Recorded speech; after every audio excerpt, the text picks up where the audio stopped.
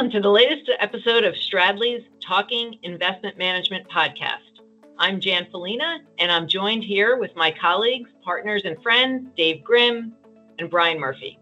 Together, we went through a number of transitions at the SEC before coming to Stradley, and in light of that experience, we are going to spend the next 30 minutes or so highlighting the incoming new management at the SEC and what that means for investment companies, boards, and investment advisors. Brian has been leading the charge here at Stradley on the regulatory update for our clients, and there have been lots of updates to provide. We hope to get you caught up on some of the key developments today about what has happened, what will happen, and what won't happen with respect to SEC policy, rulemaking, and enforcement in the asset management space. So let's start with the big question, Brian, with you. Who is the new management at the SEC? Thanks, Jen. This is definitely an exciting time to be in our industry. President Trump has nominated Paul Atkins to chair the SEC. As of the time we're recording this podcast, there's no date set for the Senate's consideration of his nomination. Mr. Atkins' nomination should be well received by the fund industry, as he is well known and respected within the securities industry. And he has a track record of engaging with the fund clients to ensure that the SEC policy positions are practical and workable. Mr. Atkins served 6 years as an SEC commissioner, and during that time, he frequently advocated for a free market approach to regulation and a thoughtful consideration of the costs associated with new rules. And I note that Mr. Atkins currently serves as an independent trustee for a closed-end fund, which means he has a unique understanding of the fund industry and the role trustees play in the fund industry. While we wait for Mr. Atkins' confirmation, President Trump has designated Commissioner Ueda as acting chair of the SEC. Acting Chair Ueda and Commissioner Peirce both served as counsel to Commissioner Atkins 15 years ago. So we expect that these three commissioners will be closely aligned and work well together. And in the backdrop of all of this, there's over 70 executive orders signed by President Trump, which is a topic for another day. So Dave, you served as director of IM. What could we expect in terms of new leadership within the SEC's divisions? Thanks, Brian. Thanks, Jan. Great to be here with you today. It's a little hard to predict exactly what's going to happen yet, but I think there's a couple of themes that I would highlight today based on some of the things that Mr. Atkins has said over the years. For example, in recent years, in response to many of the SEC rulemakings, there's been all kinds of public comments that have requested that the SEC please consider the cumulative impact of all of the rules that are rolling out. Those requests have generally fallen on deaf ears, but for an SEC under Chairman Atkins, that's going to be a different story. He's going to be sympathetic to this kind of rigorous cost-benefit analysis that the industry has been encouraging. And then another theme I would just point out, Brian, and this links back to your point about Mr. Atkins being on a closed-end fund board. He's had a long history of support for directors. You might remember years and years ago, he dissented from the fund governance rules that were adopted. Those required, among other things, an independent chair and 75% of the directors to be independent. Those rules, looking to the objections of Mr. Atkins, were overturned by the courts. So the way he describes his philosophy towards directors is as follows. The SEC should eliminate unnecessary obligations of mutual fund independent directors. They should think carefully before imposing new ones and assist independent directors in complying with the remaining obligations. So I think that's a good way to sum up both his approach to directors, but also about rulemaking and policy work more generally. With that, Jan, let's turn to you. You were trial counsel in the Division of Enforcement when Mr. Atkins was on the commission. Can you talk to us about what type of leadership we can expect with him there? Sure. Thanks, Dave. Yes, I was trial counsel when incoming Chair Atkins was on the commission. And while, like you, Dave, I can't predict who will be the new Director of Enforcement, who may be the new Deputy Director of Enforcement, but I can talk a little bit about what we're seeing, and that is leadership and decision-making in the Division of Enforcement and in the SEC generally, becoming more centralized at the home office or in DC. Some examples of that are the formal order of investigations and that process Formal orders of investigation must now be approved by the commission and have been taken out of the hands of individual division of enforcement management. Also, the removal of the regional directors, that centralizes decision-making in DC and not in each individual regional office. And then third, what can't be overlooked is the president's executive order requiring independent agencies like the SEC to submit all rulemaking to the executive office of the president, to seek review of budget appropriations within the agency from the Office of Management and Budget, and to follow the Department of Justice's interpretation of the law with respect to rulemaking, any guidance the agency may issue, and all positions advanced in litigation. This will allow in the Division of Enforcement for a more centralized approach to these decisions and a more consistent application of the law, and you may see that in upcoming enforcement actions. So this transition seems a little different, and I'll tell you why. One is the wholesale dismissal of the crypto registration cases. We have not quite seen a dismissal of cases of this magnitude in it with a change of administration. Second is the abandonment of some of the appeals that the SEC had taken of rule dismissals under Chair Gensler. Having said that, there will be enforcement, and enforcement will still remain robust around issues of disclosure. Disclosure still needs to be accurate, and that's where you're going to see enforcement. Also, I think you're going to see a more balanced approach to the role of the SEC, which is investor protection, capital formation, and market efficiency, which is likely to result in a return to evaluation of the economic basis for and the impact of certain enforcement actions, disgorgement awards, and penalties. Dave, from a policy perspective, it's clear the agency is in transition, and we're still awaiting an identification of an asset management priority list. But what can the industry do to prepare now? Well, one thing they can do is if they have ideas on what should be on the policy list going forward, they should tell the agency right now, because the agency is in the process of developing its list, right? What are the most important things that they can do in the next 4 years? So as I think about it, and again, this hasn't been decided yet, so it's a little hard to predict as we're talking today, but as I think about some of the issues that an agency like this could take up, here's the kind that I think of. So electronic delivery of disclosure documents, right? This is one that's been around for a long time. It's time for the default option to be via electronic delivery. Hopefully the agency will pick that up and make it happen in the next 4 years. Another topic that's been around for a while, and again, it's time to make it happen, the fund shareholder approval process. It's very expensive. It's very clunky. It's not good for either funds or their shareholders. There are enhancements that can be made by the SEC, and I hope that in the next 4 years, they'll make that happen. Something that happened during COVID that it would be great to see it become permanent in terms of flexibility is flexibility around the use of virtual board meetings. The statute from 1940 says it's got to be in person. You know, in today's day and age, sometimes it's got to be virtual. Board should have the flexibility to make that call. And then the last one I would highlight today would be the compliance rule. In many ways, the compliance rule has been a big success for the industry, I think. But one way that it has not been is when it's used by as an enforcement tool by the SEC's Division of Enforcement. Commissioner Peirce over the years has given some remarks about how they might recalibrate that. And I think she's onto something there. And I'm hoping that the new SEC might take that up and make that happen. Dave, you've served as the division director. How are these priorities created inside the SEC? Good question. And what I would say is that there's a lot of people coming up with their list, right? All the commissioners have their lists. All kinds of people in the division have their lists. All kinds of people around the building outside of investment management have their list.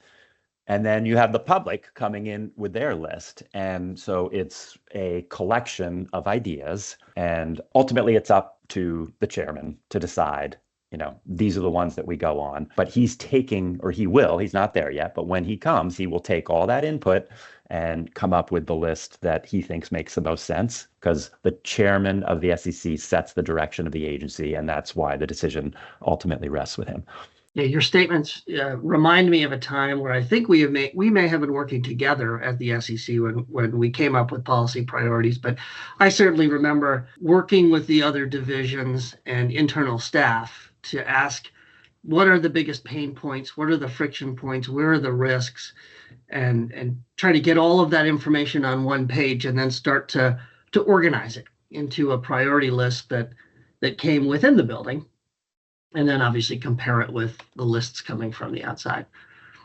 So certainly a great time to lean in and make your views known, because you have the ability to impact the policy agenda over the next 4 years. Exactly. Brian, if you could tell us how the transition might impact the day-to-day work at the SEC, including in IM, I think that'd be great for our listeners. Yeah, thanks, Dave. The transition shouldn't impact most of the day-to-day operations. IM will continue to review disclosure filings, process routine applications, and review tips and complaints. These types of day-to-day functions can consume a large part of the staff's time, and it's usually not the topic that most people talk about. However, the flow of novel issues and new products through these day-to-day operations, such as the application process or disclosure review process, typically slows as the SEC staff waits for direction from a new chair or a new IM director. For example, the fund industry has filed over 50 applications to offer multiple share class funds over the last couple of years, and progress has been a little slow. I'm hopeful that the SEC, under new leadership, will embrace the structure and its ability to facilitate capital formation. I'll also be talking about this topic at the upcoming ICI Investment Management Conference, so please feel free to swing by and listen in. I also think we'll see more openness to offering investors access to crypto assets and private credit. In fact, the SEC recently stated that meme coins do not need to register under the Securities Act. So I think we'll see more of this as momentum builds and the new chair and new division directors get in their seats and start to really think about what does this new administration want to accomplish. And I'd be interested. We've all, Jan, Dave, we've all been at the SEC during times of transition. It can be a little stressful as people change roles. This time seems a little different, with an intense focus on reduction in force. Do you have any thoughts of how could this impact the day-to-day work of staff? What are they feeling? What are they thinking? What are the impacts to those of us representing clients in front of the SEC? I think transitions like this generally cause a fair amount of anxiety amongst the SEC staff, and that in turn affects morale. And I think when morale is affected, the Division of Enforcement in particular is affected the most, because they are the outward facing part of the commission, the part of the commission that's in the courts, that is in the press, and that is, that's enforcing the securities laws. And if their morale is down, it's difficult to do your job. Yeah, and just to add on to that, Jan, from the investment management perspective, I agree with you. All this chatter about reduction in force undoubtedly has an impact on morale in the investment management division. But one thing I would say is that the investment management division is about 200 people out of the almost 5,000 in the agency. And so when I think about the ultimate impact of any sort of reduction in force at the agency, I just don't expect it to shrink the division that much further, because it's already a pretty small piece of a bigger agency, right? We're talking 100 and how many assets are under management of advisors, 100 and something trillion dollars, right? So I don't expect the reductions in force to target IM. Nonetheless, when you're talking with staff right now, recognize that it's going on in Washington. It's affecting their morale, and you just have to know that that's part of what's their life right now as you're engaging with them. Sure. And in terms of numbers, I'll say this. One of the things we know to be true is there was a hiring freeze at the SEC during Chair Clayton's term there. So enforcement numbers did fall during his time at the commission, but enforcement action numbers did not. And the number of enforcement actions under Chair Gensler were largely equal to the enforcement actions under Chair Clayton, at least in the asset management space. Some recent presidential executive orders require agencies to review agency rules for consistency with President Trump's agenda. Jan, can you remind us what Chair Gensler-era rules have been struck down in the past few years and what, if any, remain in the courts? Sure. Thanks, Brian. There have been quite a few. During my time at the commission, I cannot recall a time when this many rules have been struck down in the courts. Let's start with the first one, which was the private funds rule. This was a rule that would have imposed certain restrictions and requirements on advisors to private funds that had not existed previously. In a unanimous decision of the Fifth Circuit, the rule was vacated, and the court found that the rule itself exceeded the statutory authority under the Investment Advisors Act. The court ruled that the SEC could not rely on the retail investor protection provisions of Dodd-Frank to justify the rule when such rulemaking authority was conspicuously absent from the provisions of Dodd-Frank that addressed private funds. Secondly, the court found that the SEC could not rely on the general anti-fraud provisions of the Advisors Act to promulgate substantive requirements on private fund advisors because Congress did not intend for the internal governance of private funds to be subject to federal regulation. Such provisions could not be used, therefore, as a catch-all. So in other words, the anti-fraud provisions could not be used to justify any rule to impose substantive obligations on private funds. The next rule is the proxy rule. The DC Circuit vacated an amendment to the public company proxy rule that would have included proxy advisory service providers within the definition of the term proxy solicitors. The DC Circuit held that such an amendment was contrary to the plain language of the Securities Exchange Act of 1934, as the term solicit does not encompass providing advice on proxy voting for a fee when the provider has no interest in the outcome of the vote. Similar to the Fifth Circuit, the DC Circuit also ruled that the SEC could not rely on broad general rulemaking authority to justify such an amendment when the amendment itself did not conform to the plain language definition of the term solicit. And then finally, in November of 2024, the Northern District of Texas ruled that the SEC's newly adopted dealer rule exceeded the statutory authority under the Securities Exchange Act of 1934 because that act already included a definition of dealer, and that definition was written by Congress, and the SEC could not promulgate a rule changing Congress's definition. Interestingly, the SEC had appealed that decision, but on February 20th, the acting commission abandoned that appeal.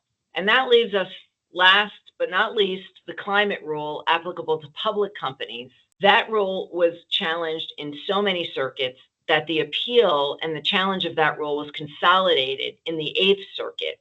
While the appeal was pending, the SEC petitioned the court to halt argument on the rule so that the new SEC can evaluate the appropriateness of that rule and whether or not they will still maintain the appeal. So that's a lot that happened during this time. I'll send it back to Dave and Brian to talk about what rules might be impacted by the executive order that was issued by President Trump at the beginning of the administration.